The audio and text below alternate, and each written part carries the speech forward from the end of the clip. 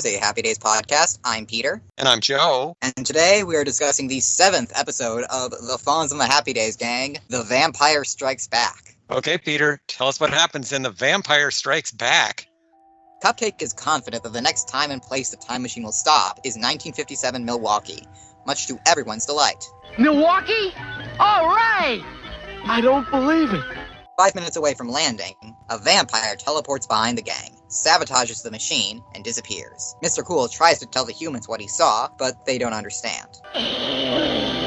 This ain't no time for charades. Cool, we're heading home. The time machine stops outside of Castle von Wolfenstein in Transylvania. Ralph faints in terror. Before the gang can get back in the machine, they find that it's vanished. The vampire appears before them, introducing himself as Count Wolfgang von Wolfenstein. You are missing something.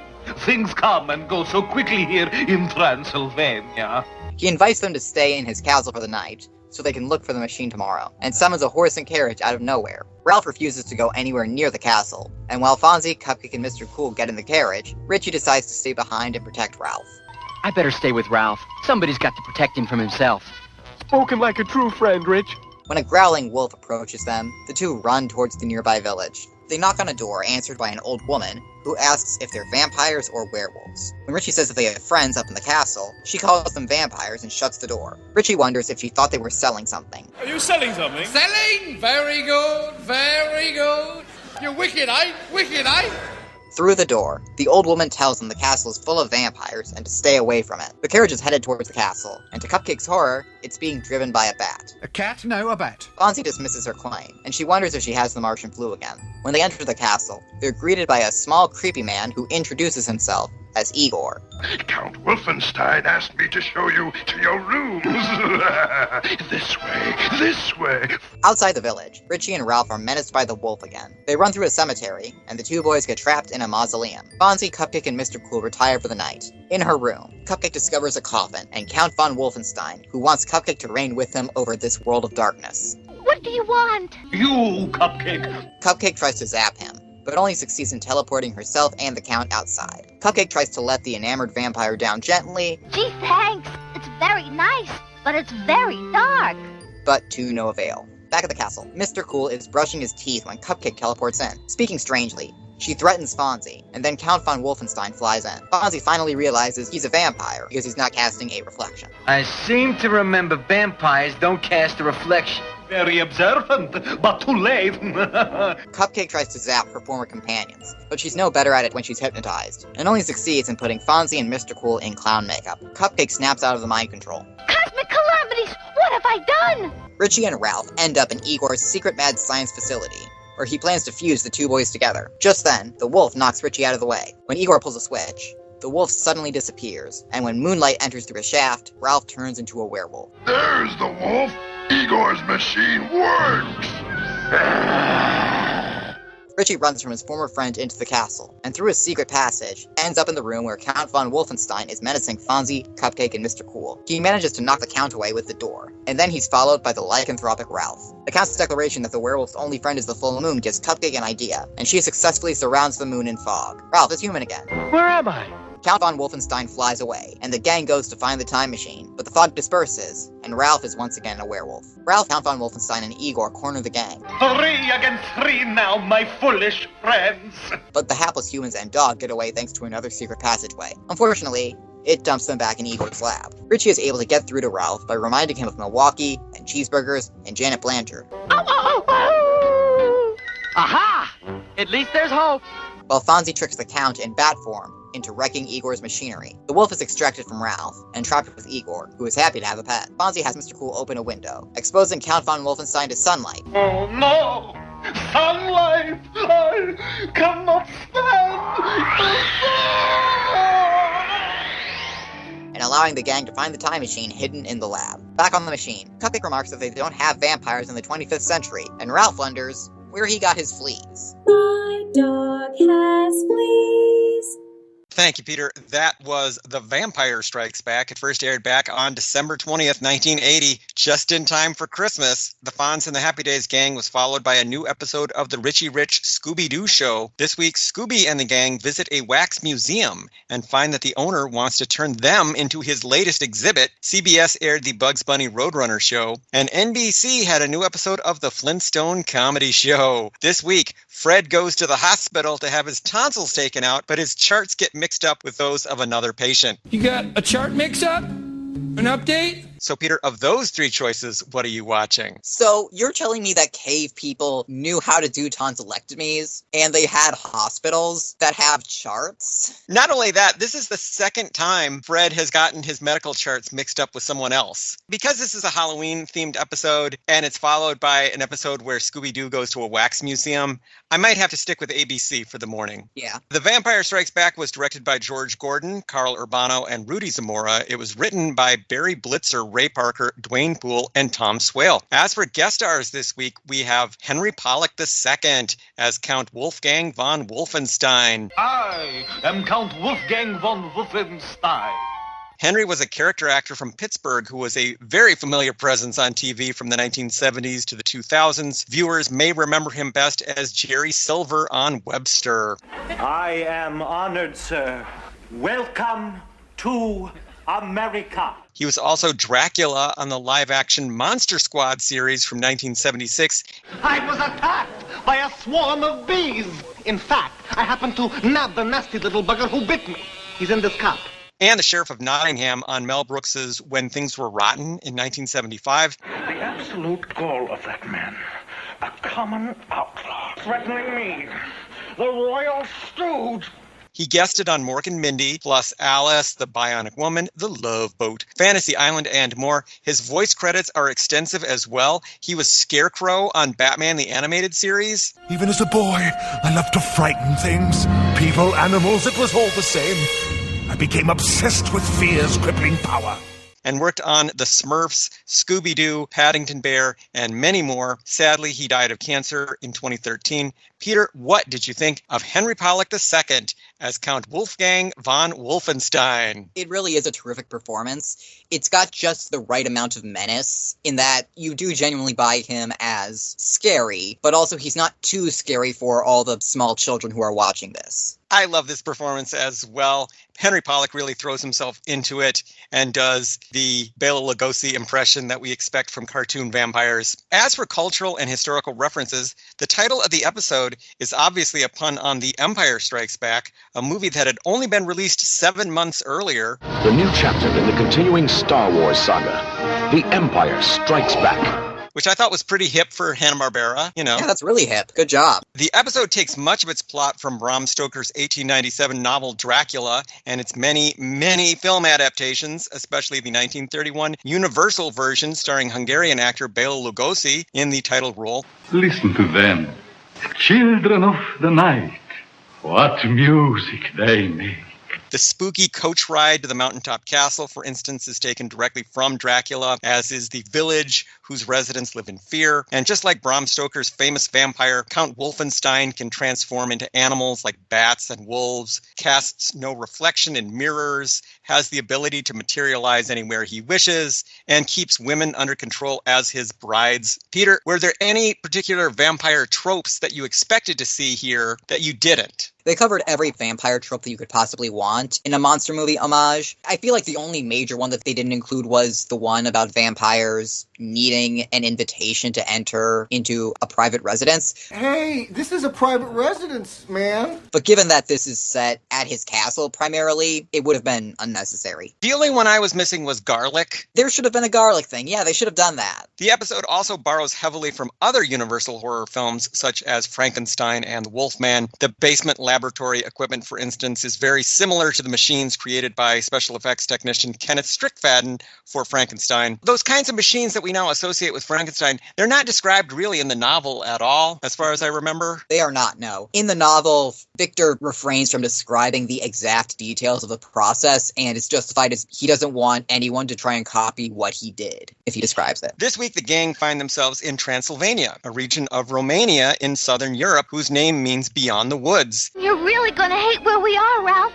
Transylvania! In reality, Transylvania is quite photogenic with dramatic mountains and lush forests, and is not at all the desolate, twisted hellscape we see in this episode. If you got to Transylvania, would you be disappointed if it weren't desolate and twisted and scary, or would you be relieved? I feel like it's important to distinguish between Transylvania, the real place in Romania, and Transylvania, which is vampire world in fiction, basically. You almost have to feel bad for the people of Transylvania. They must have things going for them that are not vampires, right? Something's rotten in Transylvania. My baby doesn't bite me anymore. Fonzie says not to judge a castle by its moat. You can't judge a castle by its moat.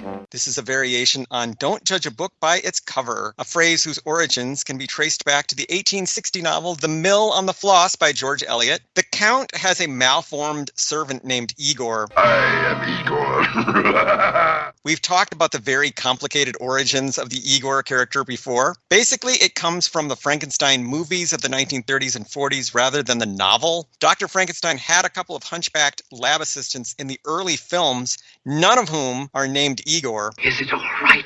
The neck's broken. The brain is useless. Igor was actually a separate, much different character in the series, played by Bela Lugosi. Let me go, Frankenstein. I'm going to turn you over to Inspector Krog. No! Krog, not one dead man. Igor is dead. Decades later, the novelty songs Dinner with Drac and The Monster Mash referred to the lab assistants as Igor, and this stock character has been called Igor ever since, as in the film Young Frankenstein. You must be Igor. No, it's pronounced Igor. So it's extremely complicated how Igor got to be Igor, but now that is cemented in the public's imagination. I believe there was even a whole movie called Igor a few years ago. Yeah, and it was about a mad scientist assistant who wants to become a mad scientist, and reportedly it is not very good. I have never been tempted to check it out. It's nice that in this version, he gets to be the mad scientist, you know? He is his own boss. That is nice. He finally got the promotion that he was always looking for. Follow your dreams. You can reach your goals. I'm living proof. Other observations this week. It was nice to get some references to Arnold's in this episode. I can smell those cheeseburgers at Arnold's already. I don't know why, but that flipped a nostalgia switch in my brain. Just because we've been away from Arnold's for so long. Where can you fall in love while the big A spins above? It's great food with good friends at Arnold. This week, Cupcake shows that she can actually speed up the sunset. That's pretty badass if you think about it. That is impressive. This is a very good episode for Cupcake. Like, even when she screws up zapping Fonzie and Mr. Cool, that is ultimately a good thing for them. So, good job, Cupcake. Oh yeah, Cupcake has an amazing week this week. Cupcake mentions catching the Martian flu. Oh, I hope I'm not catching that Martian flu again. I wonder, do you think you get Martian flu by traveling to Mars, or do you think it was something that Martians brought to the Earth? I wonder if there are Martians from Mars, or if it's a case of, by the 25th century, humanity has colonized Mars, and Martian flu originated there as a result of that. I have a lot of questions for the makers of the show. Questions, questions, questions. Modern minds can come up with 3 questions. At least in this episode, Mr. Cool seems to be sexually attracted to Cupcake.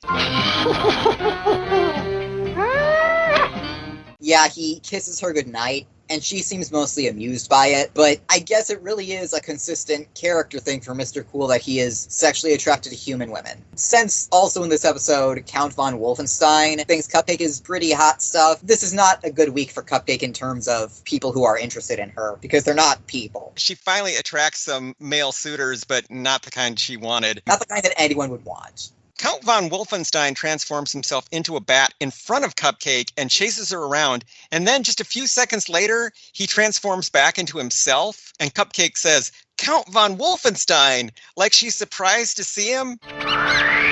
We meet again. Count von Wolfenstein! Like, who did she think it was? Maybe she assumed that there were other vampires there or something. I don't know. Is there some reason that the suit of armor keeps changing from purple to blue? I'm referring to the suit of armor that Richie disguises himself with. I don't think there's a reason for that. I think it's just a coloring error. This week, Cupcake is much more effective than usual, blocking out the moon at a crucial time, and Fonzie is encouraging to her. Yes, you can, Cupcake. Just think positive. Take that! Neptune's moons! I did it! That was very sweet. That's a note that I would have given to the writers. First off, don't have Cupcake be a failure all the time. Have her succeed like half the time at least. And have the other characters on the ship be nicer to her and more encouraging to her. Although my favorite thing for Cupcake this week is when she's under Count von Wolfenstein's power and she stands up to Fonzie and she says, "You have told me what to do for the last time, Arthur Fonzarelli." You know that thing with hypnosis where you can't hypnotize anyone into doing something that they don't already want to do? I think Cupcake wanted to do this. When Richie is trying to remind Ralph who he is, he mentions someone named Janet Blanchard. Remember Milwaukee, huh? Arnold's Cheeseburgers? Janet Blanchard? It would have been nice if he'd said Paula Petrolunga, but maybe they don't have the rights to Paula Petrolunga's name or something. Do you think Paula Petrolunga would give Ralph Mouth the time of day? Absolutely not. So maybe Janet Blanchard was the best he could do. Cupcake says a lot of her catchphrases this week. We get Galloping Galaxies, Cosmic Calamities, Galloping Galaxies again within like the first minute of the show. Shooting Stars, Suffering Saturn, Leaping Liftoff, Moon Craters, Cosmic Calamities again, Neptune's Moons, Creeping Cosmos, Cosmic Calamities a third time, Cosmic Calamities a fourth time, Cosmic Calamities a fifth time, and Neptune's Moons a second time. There is definitely one that I would eliminate from the list of her catchphrases. Please have her stop saying Cosmic Calamities, mainly because I list these and it's hard for me to remember how to spell calamities. I hate that word because I keep writing calamites and I'm like, oh no, it's not calamites, Joe, it's calamities. I couldn't find any times when Mr. Cool made things better or worse in this episode. It's not really that kind of story, but there are a few times when he suffers physically and mentally. He is crushed and then catapulted by the drawbridge. He falls into the moat. He sneezes from all the dust in the castle, and he is threatened and chased repeatedly by the werewolf Ralph. So not a terrible week for Mr. Cool altogether. Peter, were there any outstanding Happy Days fashions in The Vampire Strikes Back? The MVP this episode is obviously Count von Wolfenstein, who is wearing the classic vampire outfit of a classy suit and a fancy cape. It really is impressive that nobody realizes that he's a vampire until like halfway through. What do you think he is? He's wearing the uniform of his profession. Last night I watched the movie Scream, Blacula, Scream. The name is Dracula! Scream, Blacula, Scream. The bloodiest legend of our time. And Blacula wears the classic vampire outfit through the whole thing. He just goes out in public wearing that, and no one ever says, hey, wait a minute, are you a vampire? Is that what's happening here? He can just go to parties and start up conversations with people. And I was like, come on, have you never seen a movie or TV show before? So, Peter, did you have any other observations you wanted to make about The Vampire Strikes Back? Why do you think that they made up a whole new vampire original character instead of just using Dracula? He's in the public domain. You can just use Dracula. They might have been worried that the Universal movies were still under copyright. Maybe Universal would have come after them, but you're right, there's no reason to, other than the fact that the thing that they came up with, Count Wolfgang von Wolfenstein, is a pretty cool name. It is a very cool name, yeah. So, Peter, I will ask that age-old, timeless question. Was this episode any good? Yes. This episode is a big, silly, slightly creepy smorgasbord of monster movie cliches. Highly recommend it. This, I think, is my favorite episode that we have covered so far. It helps that I'm into horror movies, especially classic horror movies, and I saw all these tropes from the Dracula films from Universal. I think the artists who worked on this episode really got into it, designing things like the carriage with the horses and the castle at the mountaintop and the graveyard and the wolves that chase Richie and Ralph around. So I think it brings everybody's game up. This week, I noticed, for instance, that the characters are often being thrown around and falling. And Ron Howard really throws himself into yelling like, whoa, and whoa, every time something like that happens. Yeah! He really commits to those moments, and I was glad of it, you know? And we get Ralph as a werewolf, but still wearing the flat cap, which I thought was kind of cool. Yeah, that was fun. Do you think Don Moe still does the growling and howling when he's a wolf? Oh gosh, I hope he does, but it's also entirely possible that that's Frank Welker doing that, because Frank Welker is the man of 1,000 voices. Sometimes Frank is hired just to do animal noises. He's so good at it. So yeah, I've been watching the cartoon spinoff of the 1998 Godzilla movie, and he's Godzilla in that, and he's great. The other thing I really liked in this episode was how polite Richie is in just about any situation. Like when they're going into the village where the residents are boarded up inside because they're terrified of vampires. And the old lady accuses him of being a vampire. And he says, "Oh, no, ma'am." Are you vampires or werewolves? Oh, neither one, ma'am. You see, we have some friends up at the castle, and, Like he tries to say polite and friendly under those circumstances, which is what Richie would do. Yes. And I have this theory about the show now. Even though this is a series ostensibly about time travel, what it really has been so far, in my experience, is about genre travel. It's basically about taking the characters from one genre to another. We've had a pirate story, a Western story, a horror story, a caveman story. Plays, love stories, Westerns, dog stories.